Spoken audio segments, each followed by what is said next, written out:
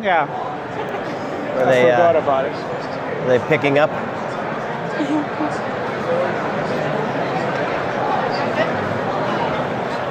All right, we have speed. Look at that, Marco. Are we going? Which camera are we looking at, though? The engine's running. Oh, okay. What? Yeah, exactly. What? Okay. Turn it to 11. It's already at 11, man.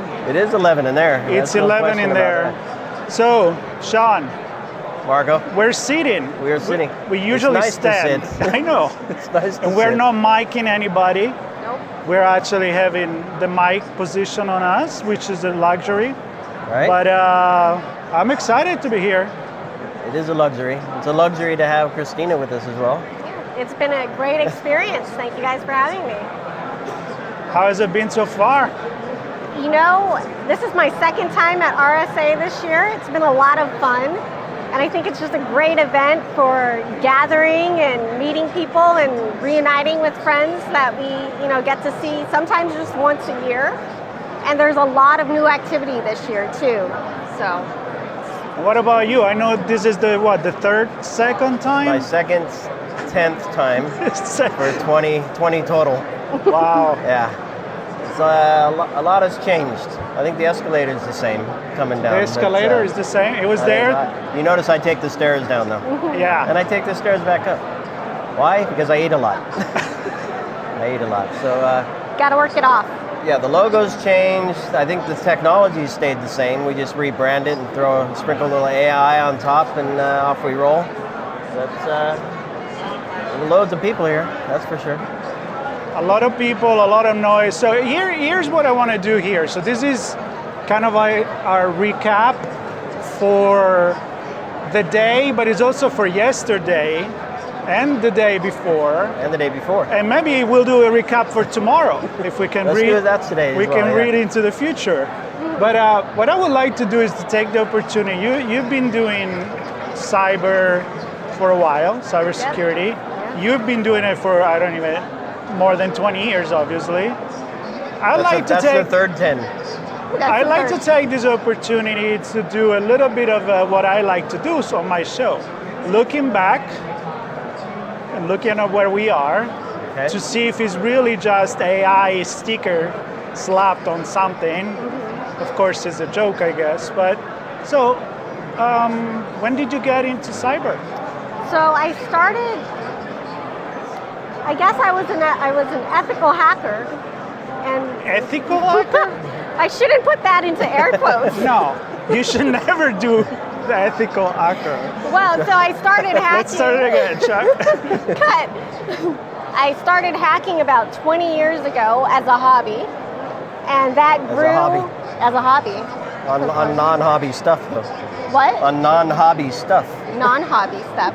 Let's cut that too. Let me start over. Hold on 1 second before I never did anything illegal. There were no laws back then. No Okay. laws.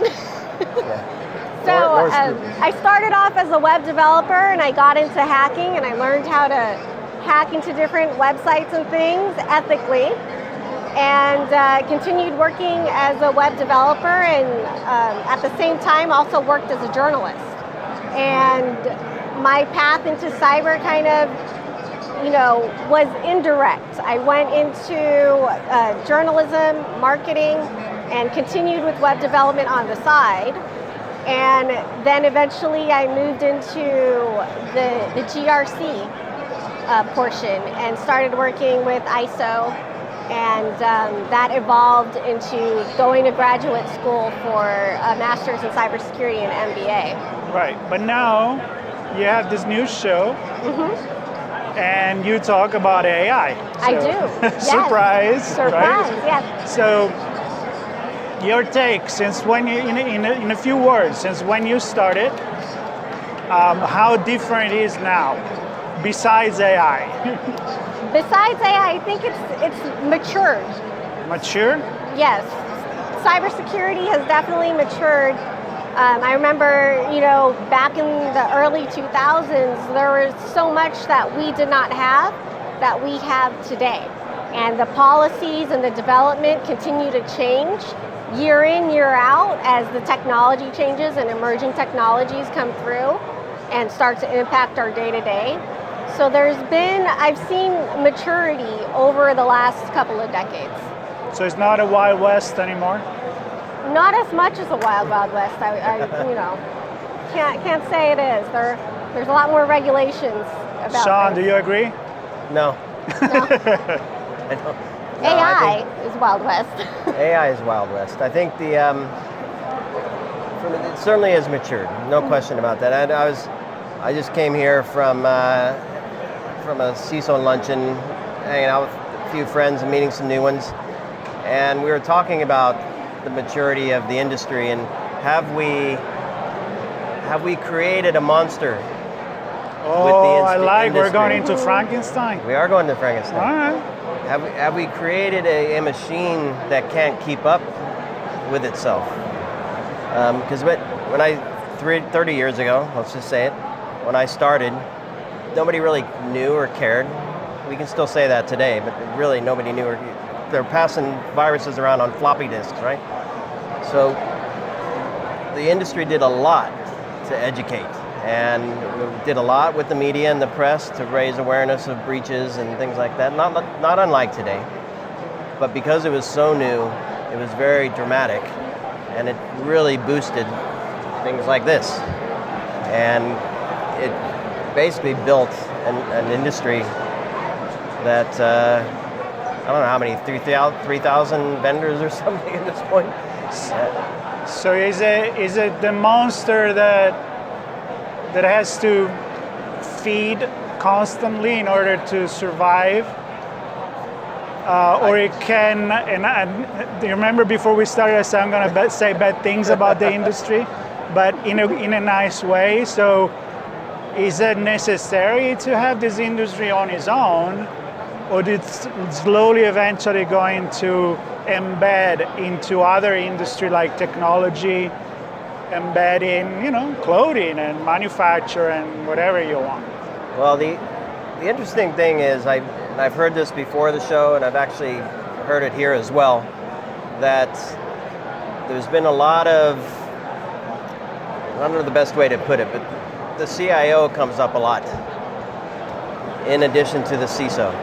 And so much more collaboration, much more integration. The CIO leading a lot of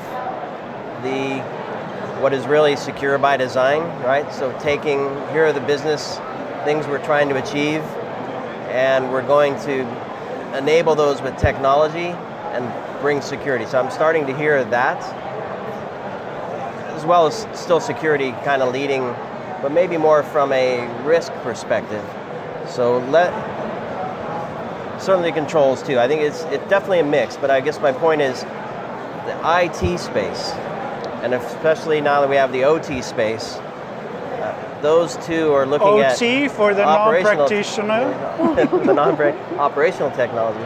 I think we're starting to see what can those two groups lead the charge with and learn from security to do that in a better way. So patching and risk management and some of those things, baking those in, designing with security in mind from the beginning, and building stuff secure from the beginning.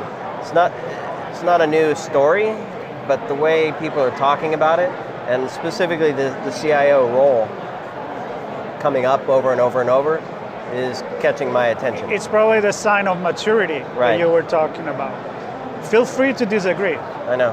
Tell me I'm wrong. No, for me it's the policies, the regulations, and the laws.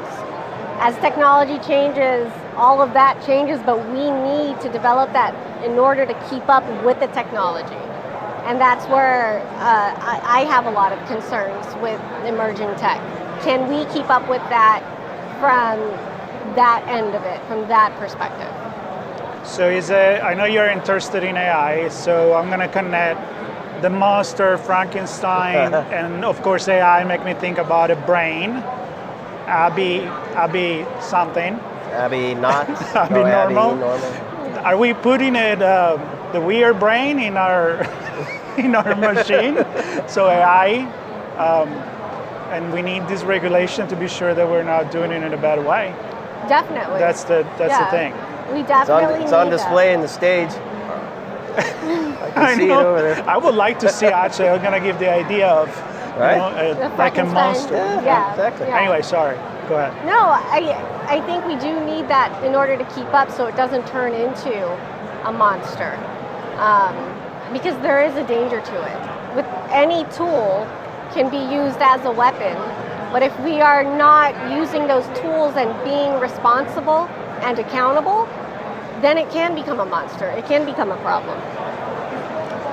But you do have, and I know because I heard some of your conversation today and yesterday when I'm monitoring you, I learn, that there is a very moment always in your conversation with vendors, with experts, where you're like, yeah, but it's too much regulation going to block innovation.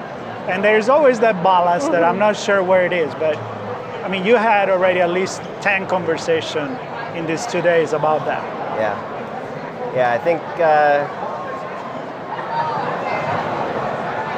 the challenge with, there's many challenges to regulation, right? So only those who have money can meet the regulations, and those that don't, that likely have some brilliant ideas, never see their stuff come to market. Regulation then, if you're using technologies as an organization, not just building them, but using technologies, you spend a lot of time reporting against how well, and we talked about this in some of the governance conversations, how much time are you spending just proving that you're doing the right thing per all of these things, whether it be an industry, a sector, a government, a law, whatever it is. All these things you have to juggle just to bring something forward. Sadly, I think it's necessary, but I question, even just with AI, right? If somebody wants to do something bad with it, there's no regulation or framework or standard or anything that's going to say, I'm just going to go for it, right? I still see drones flying in no drone areas. Right. Right. They get away for it a while, and then they get caught and they move off somewhere else. But yeah. I don't know. All right, that's cool. No, it's not. It's not cool. Well, I could keep going. As a matter of fact, teaser alert, I'm going to have a conversation right here after this with a guy, an investigative journalist, that has been looking at cybercrime, money laundering, and crime.com was his first book. So teaser for Geoff White, which I'm going to host really soon here. And it connects with that. You may have regulation, but if all the good guys follow the rules, the bad guys don't care. They're going to take advantage of it. So it's hard. Yes. It's really, really hard. So I'm curious to know what Geoff is going to unveil on that. But I want your thoughts on AI regulation, because we've seen it for privacy, right? EU did a great job. They did something anyway, good or bad, however you take it. The US, kind of mixed match, different states. There make some things coming nationally. AI is kind of, to me, that same pattern again, right? We see the AI Act in the UK and in Europe. We see some states taking action in the US, and then the government as well now at the federal level looking at it. But it's going to be a mixed match. It is. I think so. I think at times, we see Europe doing things a little bit faster than the US is doing them. And then we follow maybe behind that. Right. But what happens in other countries and other regions impacts what we are doing here and how we are doing what we do with regulations and GRC. So, but there does have to be that balance to make sure that what we are doing is right for us domestically, so that we can continue to work internationally, whether that is in private industry or government, and be able to compete and protect as well. This reminds me, Marco, of the conversation we had with Kate Esprit. You remember? We were talking about the geopolitics of the technology and who you buy from and how you deploy it and who you have service, the solutions you use could put you as a company and as a state and as a nation, perhaps even in a political position that just because you select some technology, right? And I think same thing for AI, how you use it, how you apply it, how you let the society use it, I think might put folks in a position geopolitically that could change boundaries and how we collaborate, interact with each other. Yeah, she was talking specifically about cybercrime in South America. Yeah, but selecting a particular network switch from a nation state that's not friendly with the U.S. Right. Where does that nation using that technology? That's why you invited me on that conversation, because it was very much about social demographic and economy, actually, because when does the crime go and recruit? Most of the time is where people need job and need to make money, because they're like, we're giving you money. It's like mafia, you know. I mean, it has become it's always been the state inside the state. Mm-hmm. It's grown because the people couldn't trust the state, so the organized crime got in between and said, we take care of you, right. You take care of me. Mm-hmm. You know, I'm Italian, I know this. But the same thing was coming out in South America.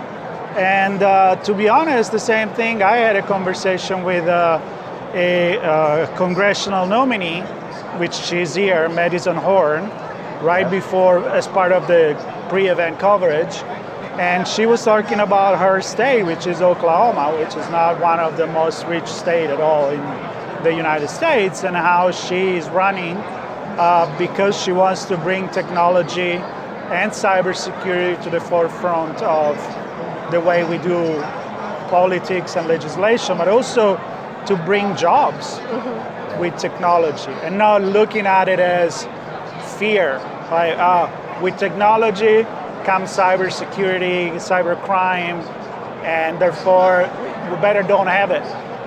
No, you can't do that.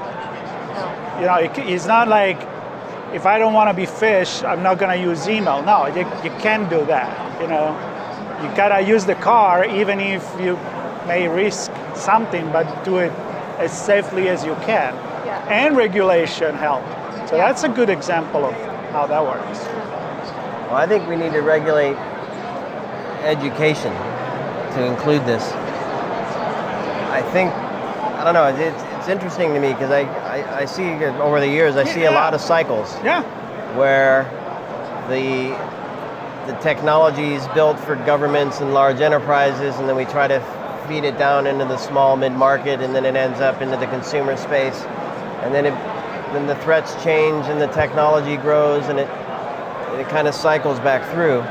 And throughout this cycle, I also see businesses sprout and new services being offered to help companies use the technology, manage the technology, monitor the technology, all this stuff.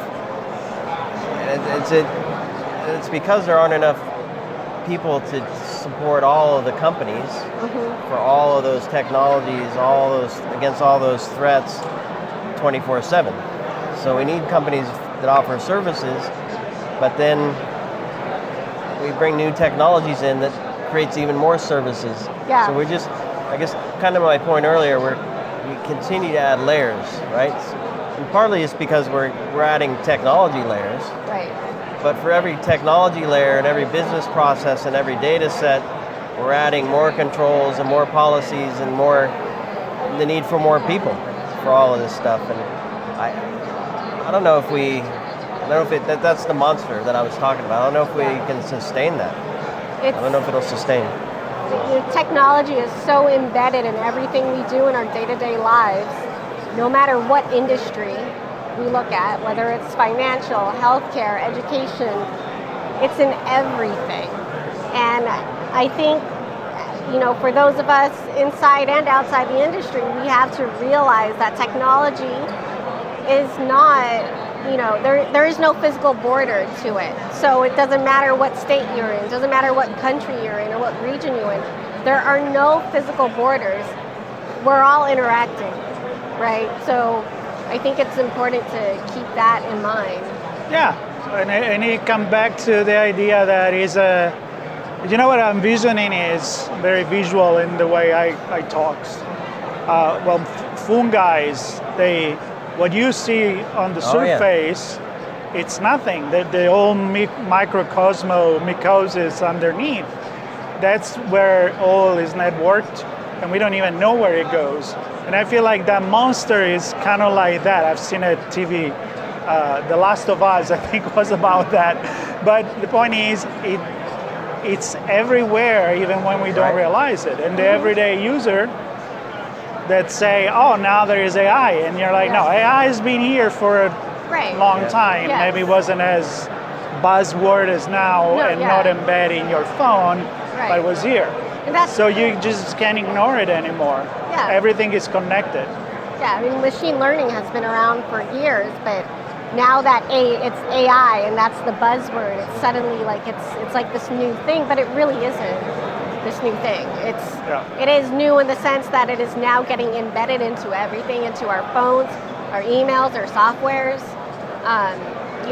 whether you want it or not sometimes. And is the consequence of everything connected? If we didn't have the internet, we probably, Turing was looking at it in the 40s, right?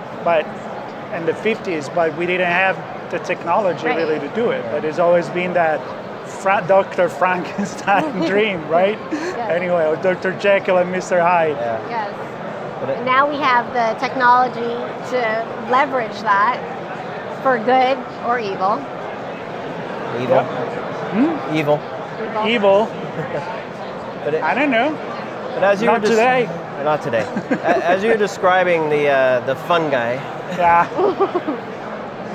I'm picturing, and we had this conversation, more of a philosophical, but we were talking kind of like ants and... The what? We were talking about ants and life and remember that. But anyway, I was picturing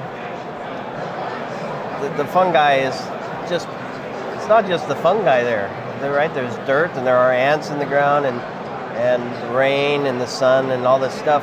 And so I'm mentioning that because I'm looking back at the conversations leading up to this conference. I don't know, maybe half of them directly tied back to supply chain in some way, and the others touched on it in some way. Even the conversations, I haven't had any direct supply chain or bill of materials yet conversations here on location directly, but they've all touched on it as well. And I think that's the other part that's really interesting to me in terms of a sustainability perspective. There's a lot to make this happen, right? Software supply chain, even just for the security software, right? We saw SolarWinds and other stuff where those weaknesses can take out the stuff that's being used to protect us. So I think, and the government's on this, at least in the U.S., so I think there's some positive movement there, but I'm thrilled to have more conversations on that topic, because I think it's a critical one. I was having a conversation earlier today about supply chains and supply chains in Asia, and how, when that's impacted, other parts of the world are also impacted because they're connected. So, and then that's another thing, like we can't be so insular to think that what's happening in this country is only happening here because it impacts supply chains, outside of the U.S. going both directions. Yep. And you're going to have a chat with Helen on AI, Bon? Yes, yes. I will be talking bill of with materials for AI? Yes. All right, let's take this let's take 10 minutes as we monopolize our own broadcast alley today. We're doing this. Our Monster Alley? Monster Alley? I know, again, you've done a lot of interview already. So far, the vibe, what's the pulse of the event and what's coming up tomorrow, today, later today? And same thing for her. And so a real recap. Right now we've been expressing It's ourselves. dangerous to try to remember everything. I think... Not everything. No, I know. I think it's a few themes. So I'm hearing a lot of data. So focusing on the data again.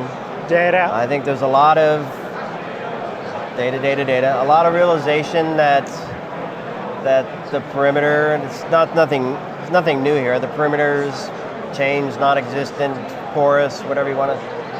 I think that's impacting how technologies are transforming their IT stack and changing the way they manage their people stack. I know you love it when I say people. No, but it's forcing a shift in how we put controls on the technology and monitor those controls and look for anomalies, because back to the data, there's so much more data. And one conversation in particular with Colby was talking, because I built a SIM, and the hardest part was getting all the data parts together so you can have a picture in a way that a human and maybe ultimately some machines can automate a response to something bad happening before it becomes an issue. And it comes back to the data again for me. And so I think there's garbage in, garbage out. I love to say that. You're missing a pice. Every time I can, I just plug garbage in, garbage out. Cherry pie without the crust? I don't know. Is that any good? I like cherries, but not what I was expecting. But yeah, and I think the other point I made is just the idea that organizations still need help. You can't just throw some technology or 10 layers of technology and yet another new one to solve all the problems. In fact, that can make things more complex and cause more challenge and create more exposure. And so I think I continue to see organizations growing and new businesses blooming, and we'll see. I don't know. That's over the next couple of days. I'm more of the same, I think, to be honest with you. I don't know if there's any shockers coming. We'll see. So I said governance, data, and AI. Yeah. Can we bet on these three buzzwords for the year? You want to add I didn't even another mention one? resilience. Resilience is old. It's like it was 5 years ago already. But it goes back to my. It's still here. Back to my point, because especially when we look at operational. I'm sorry, I'm taking more than 10 minutes. But if we look at operational technology, running a manufacturing thing, resilience means the line doesn't go down. Yeah. Right? And it's not just that it loses power, it's that it could potentially have a denial of service. And I think IT or the OT team are learning from the IT team to say, this is what resilience means. Mm-hmm. We better bring security in. And I think we've struggled with security leading the resilience message, and people just saying, that's not it anyway. There's also generative AI. That's another buzzword that we're hearing, because a lot of companies are using generative AI in their operations and their products and with their own data as well. And then another area of concern is the data and the privacy involved with that. And how do we protect that, especially when we're using AI and giving AI access to all of that, right? And that makes me a little bit nervous sometimes. Okay. Are you, does it make this experience come some ideas in your mind for future conversation on your show? Oh, absolutely. Yeah, definitely I want to talk to a lot of people about generative AI and how they're using that, but how are they using that safely and ethically?